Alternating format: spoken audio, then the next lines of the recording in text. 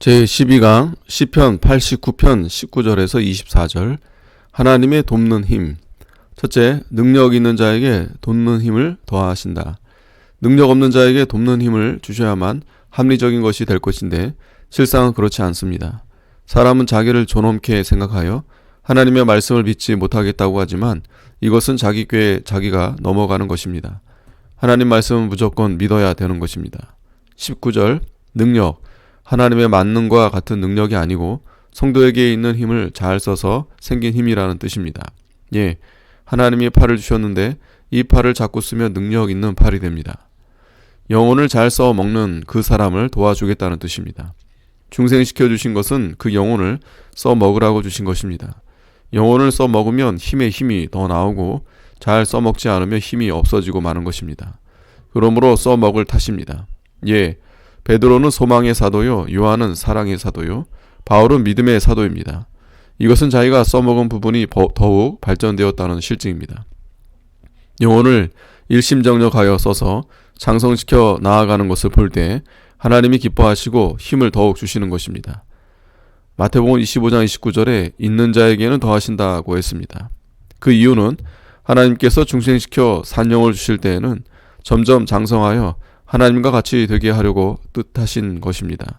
그 뜻을 이루어 나아가기 위해 힘을 쓰는 자에게는 기뻐서 더욱더욱 힘을 주셔서 완성코자 하신 것입니다.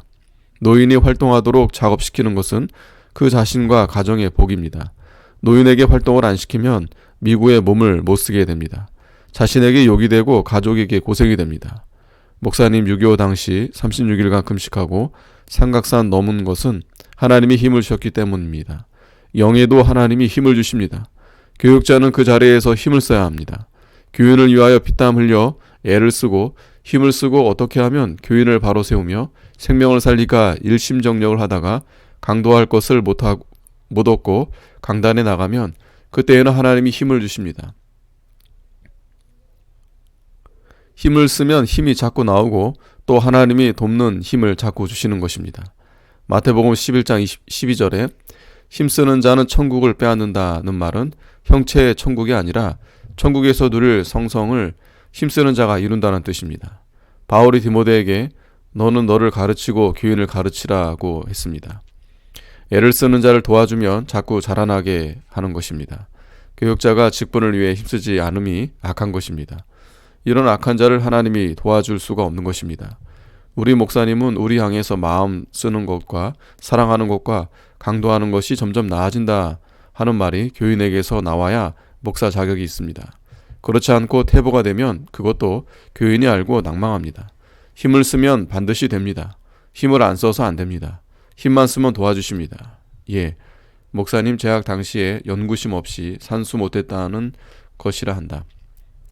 그 후 교육 시작할 때 성경 연구를 못해 교인을 기르지 못해서 마음이 늘 안타까움이 있었다. 그래서 산중에 가서 성령으로 은혜를 주사 강도할 때 심령을 바로 세울 수 있는 능력을 달라고 3번 기도했더니 하나님이 종래에 허락치를 않았다고 한다.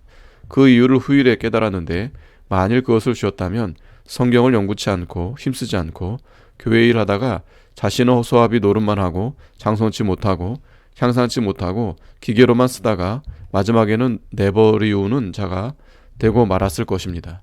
자기가 힘을 안 쓰면 망합니다. 팔과 다리도 쓰지 않고 그냥 놔두면 오그라지고 맙니다. 아멘.